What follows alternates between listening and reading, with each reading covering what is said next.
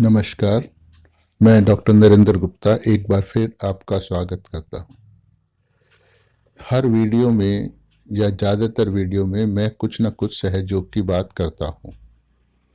वो इसलिए नहीं करता कि वहाँ श्री माता जी का प्रचार होगा या सहयोग का कोई प्रचार होगा। वो इसलिए करता हूँ कि आपके मन में एक जिज्ञासा पैदा हो जाए कि आपको भी सहयोग करना है। इसके किए बिना आपके जीवन में खुशहाली नहीं आ सकती। तो ये बात बहुत सारे लोगों को पसंद नहीं आती है, पर फिर भी मैं हर बार आपको ये सब बातें रिमाइंड कराता रहूँगा, क्योंकि मानव के जीवन का अंतिम लक्ष्य अपने आध्यात्मिक उत्थान को पाकर मोक्ष को पाना है, जो केवल और केवल सहयोग के द्वारा ही संभव होता है।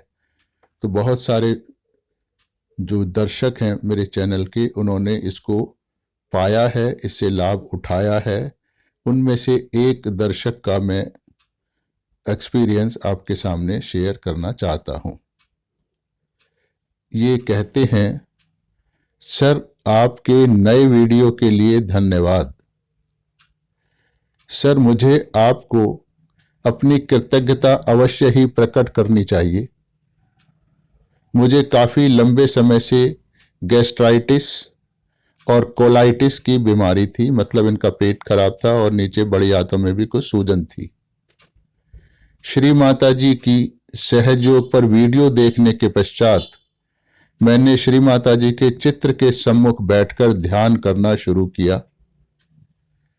मैंने स्वयं ही तुरंत को अच्छा महसूस करना शुरू कर दिया। आप ही हो जो मेरे लिए तथा अन्य लोगों के लिए श्री माता जी का संदेश लेकर आए हो। आपका एक बार पुनः धन्यवाद। जय श्री माता जी। ये सब इन्होंने स्वयं अनुभव करके लिखा है। ऐसा नहीं है कि मैं एकदम देखते ही इन्होंने सब काम शुरू कर दिया था। इस सब के मन में बहुत सारी शंकाएं पैदा होती हैं कि आखिर सहयोग ही क्यों, और बहुत सारे लोग बहुत उल्टे सीधे कमेंट भी करते हैं कि ये अपने धर्म का प्रचार कर रहे हैं। तो सहयोग कोई भी धर्म नहीं है, ये एक सिस्टम है, कुदरत के काम करने का तरीका है। उस जैसे समझिए एक मछली है जो पानी में रहती है, उसके शरीर की बनावट ऐसी है कि पानी से घुली हुई ऑक्सीजन को वो सांस के लिए इस्तेमाल करती है और जिंदा रहती है। अब मनुष्य है वो पानी से बाहर रहता है और उसके शरीर की बनावट ऐसी है कि वो केवल हवा से ऑक्सीजन लेके जिंदा रहता है। तो दोनों के शरीर की बनावट में अंतर है। तो वो ऑक्सीजन पानी से नहीं ले सकता मनुष्य, और मछली ऑक्सीजन हवा से नहीं ले सकती। दोनों की अपनी सीमाएं हैं। इसी तरह क्योंकि ऑक्सीजन तो दोनों में ही मौजूद है, तो अपनी बॉडी की सीमा होने के कारण वो इसको ग्रहण नहीं कर सकते, केवल एक ही माध्यम से ग्रहण कर पाते हैं। तो जो प्रकृति है, जो नेचर है, उसके काम करने का अपना एक तरीका है, वो अपने हिसाब से करती रहती है और उसके पास अनलिमिटेड एनर्जी है जिसका कोई अंत नहीं है। हम उसको नेचर कहें, परमात्मा कहें, खुदा कहें या कुछ और कहें, उससे कुछ फर्क नहीं पड़ता है।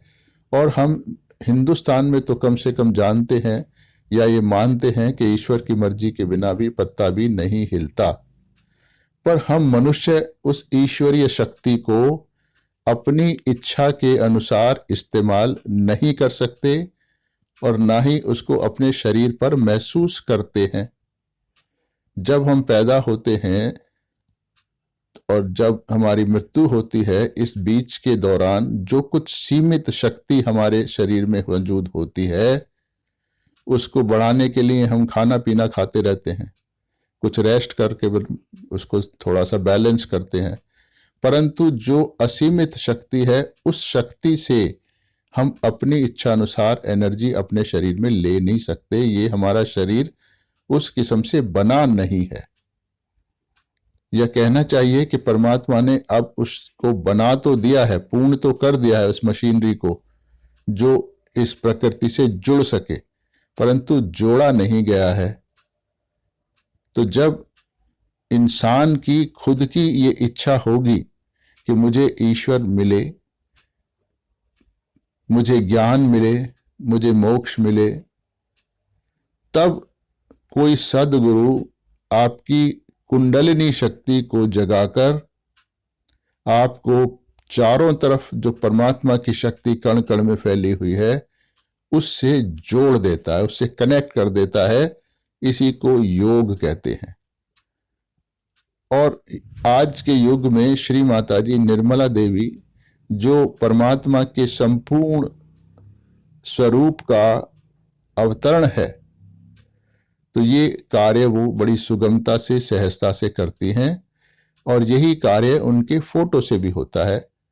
तो जब हम श्री माताजी निर्मला देवी के फोटो के आगे बैठकर या उनके वीडियो के सम्मुख बैठकर उनसे प्रार्थना करते हैं कि माँ मेरा योग ईश्वर से कराइए, तब वो फोटो, श्री माताजी निर्मला देवी जी का वो फोटो आपके मन की बात को सुनता है, फोटो सुनता है। ये इससे बड़ा चमत्कार और क्या होगा कि एक निर्जीव फोटो आपकी बात को सुनता है और आपके शरीर में मौजूद कुंडलिनी शक्ति को जगाता है।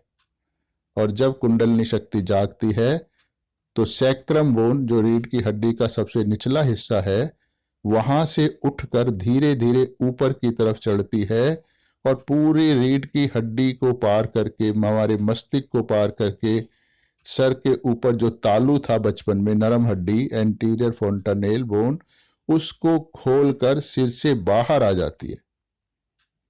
और बाहर तो परमात्मा की शक्ति मौजूद है कण कण में। तो आपके अंदर से आपकी अपनी शक्ति, कुंडलिनी शक्ति जागती है और बाहर सिर से ऊपर आके परमात्मा की शक्ति से जुड़ जाती है। इन दोनों को मिलन को योग कहते हैं। और जब ऐसा हो जाता है, यानी ये घटना जब आपके शरीर में घट जाती है, तो इसका आपको अपने शरीर पर पता लगता है। जब सिर के ऊपर 1-2 इंच दूर सिर से हाथ रखते हैं तो आपको खुद ही महसूस होने लगता है कि आपके सिर के अंदर से कुछ ठंडा या कुछ गर्म, हल्का सा ठंडा या हल्का सा गर्म निकलने लगा है। ऐसा ही दोनों हाथों में लगता है, एक में कुछ अलग और दूसरे में कुछ अलग। और मन और शरीर बहुत स्वस्थ, प्रफुल्ल, शांत हो जाता है। आपको एक आनंद की अनुभूति होती है।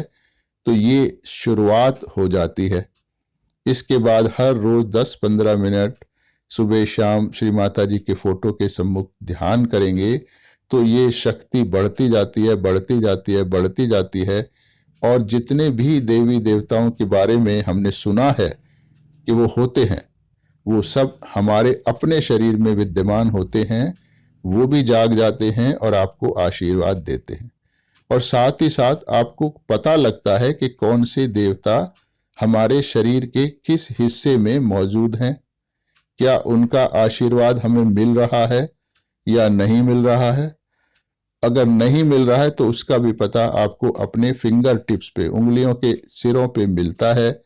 और बहुत ही आसान आसान क्रियाएं करके उस बाधा को दूर करके उनका भी आशीर्वाद प्राप्त किया जा सकता है। और वो भी पता लग जाता है कि अब वो आशीर्वाद पाने की वो क्रिया शुरू हो गई है या उसमें अभी भी कोई रुकावट है। तो ये कुछ भी विश्वास की बात नहीं है, आपकी इच्छा की बात है कि आप इच्छा करें और परमात्मा से जुड़ जाएं, इसलिए सहयोग होता है। इसीलिए मैं अपने ज़्यादातर वीडियोस में श्री माताजी निर्मला देवी का चित्र लगाता हूं, या आजकल मैंने उनके वीडियो ही अपने वीडियो के बैकग्राउंड में लगाने शुरू कर दिए हैं ताकि आप अपने मोक्ष को पा सको। जब भी आप इन वीडियो को देखते हैं तो आप दोनों हाथ श्री माता जी के सम्मुख करके बैठें, उनसे प्रार्थना कर लें कि माँ मुझे योग दीजिए, मुझे अपना प्यार दीजिए, मुझे ज्ञान दीजिए, मेरे अंदर जो खराबी है उसको दूर करिए। ऐसी जो कुछ प्रार्थना आपके मन में आती है वो करें और दोनों हाथ वीडियो की तरफ करके बैठ जाएं, कान मेरे बातों पे रहें ताकि आपको होम्योपैथी का ज्ञान भी होने लगे, और ध्यान नजरें माँ की चित्र की तरफ रहें। तब ये क्रिया शुरू हो जाएगी, उसी दिन हो सकती है या उस दिन नहीं होगी तो कुछ दिन बाद भी हो सकती है। सबका अपना अपना अलग अलग शरीर होता है, पर हो जाएगी निश्चित रूप से, क्योंकि आप अगर परमात्मा से कुछ मांगेंगे तो वो आपको देंगे। तो इसलिए ये मैं वीडियो बनाता हूँ। तो ये एक दर्शक का ही है, बाकी हजारों मेरे पास ऐसे अनुभव आए हैं, संदेश आए हैं, उन सभी को वीडियो में डालना संभव नहीं है, जिन्होंने वीडियो देखकर सहयोग को पाया है और अपना जीवन बहुत ही खुशहाल बनाया है, परेशानियों से मुक्ति पाई है। तो अब ये आपके ऊपर है कि आप ऐसे ही कष्टपूर्ण जीवन जीते रहें, अपनी जो भी क्रियाएं आज तक करते रहे उसके द्वारा, या सहयोग में कुंडलनी जगाकर आप अपनी जीवन की संपूर्ण समस्याओं से मुक्ति पा लें। ये आप तक है। धन्यवाद।